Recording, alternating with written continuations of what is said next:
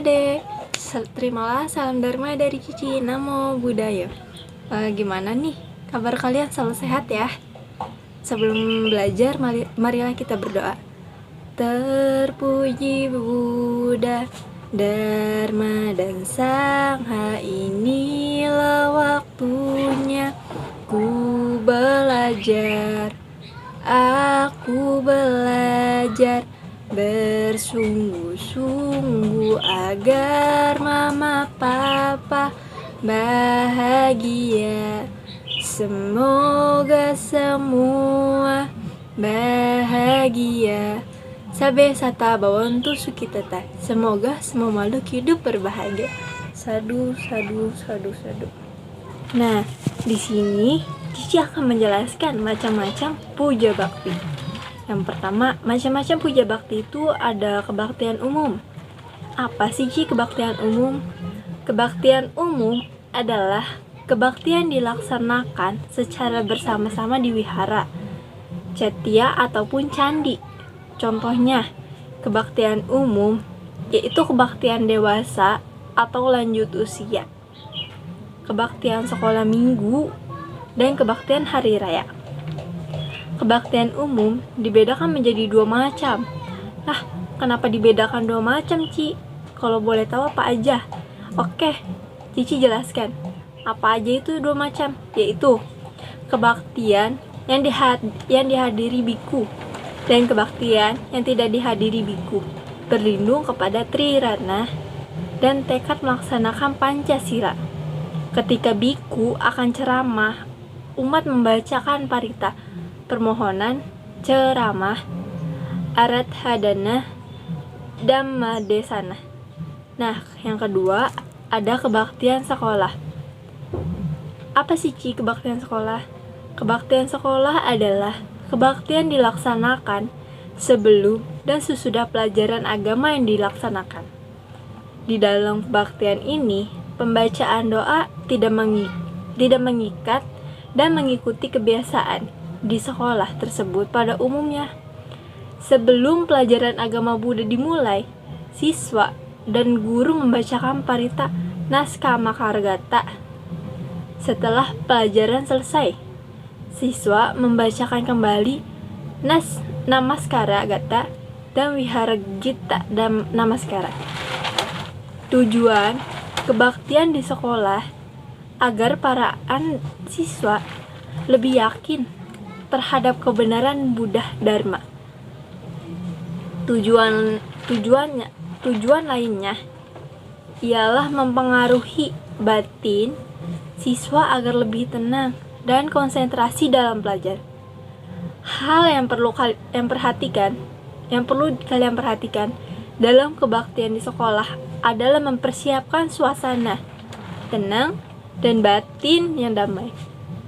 Suasana yang tenang dan damai akan membuat pembacaan parita lebih hikmat. Nah, yang ketiga itu ada parita pribadi.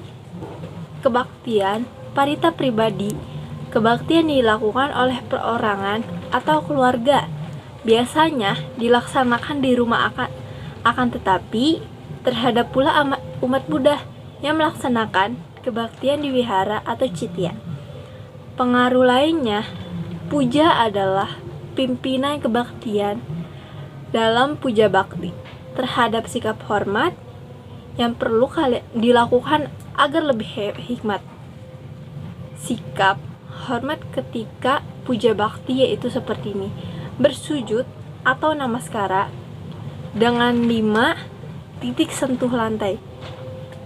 Yang kedua, beranjali dengan menerapkan kedua tangan di depan dada. Terus yang ketiga, berjalan atau dengan melindungi altar atau candi secara jarum jam sebanyak 3 kali dengan bersikap anjali dan tanpa menggunakan alas kaki. Nah, kalau kalian yang pernah ke Candi Borobudur, pasti kalian tahu apa sih itu yang katanya berjalan tanpa menggunakan alas kaki.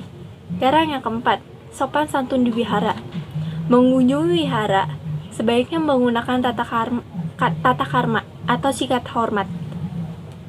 Sikap hormat dan sikap mematuhi peraturan di wihara tersebut. Dengan melakukan tata karma, mematuhi peraturan di wihara, puja bakti akan berlangsung tata tertib dengan hikmat, tenang dan nyaman. Tata karma yang akan ada di wihara contohnya adalah seperti tata karma berpakaian. Tata karma berpakaiannya yaitu pertama, berpakaian rapi atau sopan. Yang kedua, berpakaian melepaskan alas kaki, topi maupun jaket. Nah, kenapa kita harus melepaskan topi, alas kaki atau jaket? Karena kita tujuannya untuk berdoa atau bersembahyang. Yang ketiga, meletakkan alas kaki pada tempat yang disediakan.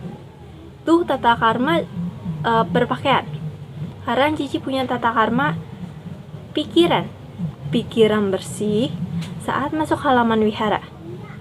Yang kedua, menjaga kesadaran agar pikiran tetap bersih dan suci. Yang ketiga, tata karma ucapan, memberi salam dengan bersikap anjali kepada biku dan sesama umat Buddha. Yang kedua, bersikap ramah kepada siapa saja. Yang ketiga, mengikuti puja bakti dengan tertib dan hikmat. Yang keempat, membaca doa dan parita dengan tenang. Nah, tata karma dalam perbuatan.